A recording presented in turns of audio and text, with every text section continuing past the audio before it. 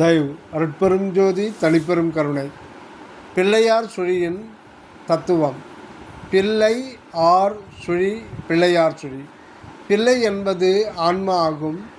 ஆன்மா ஆவது கடவுள் பிள்ளையே.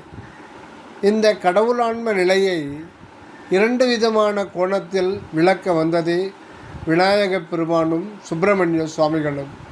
இந்த இருவரும் தத்துவங்களே ஒழிய வேறு அல்ல என்கின்றார் வள்ளல் பெருமானார்.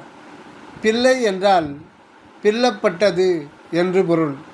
அனாதியாய் என்றுமுள்ள அற்புதமாய் அகண்டாகாச பெருவெளிமுற்றும் நிறைந்த இயற்கை உண்மையாகிய சத்துப்பொருளே அருள் அனுபவ வாழ்வின் நிமித்தமாக அன்பாம் அகண்ட இருப்பை சுருக்கி அருளாம் உணர்வாய் அணுவடிவில் சுழித்தெழுந்து உள்ளதே ஆன்ம பிள்ளை ஆகிய புள்ளி நிலை.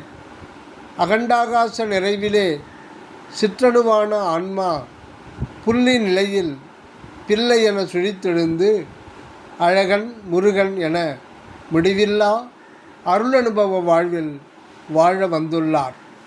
சுழி என்பது அனைத்தையும் ஈர்த்து உள்ளடக்கி தன்னுள் நிறைவாக கொண்டு தானே ஒரு தனித்துவமாய் இயற்கை தனி அனுபவத்தில் விளங்கும் அருள் தன்மை கொண்டது.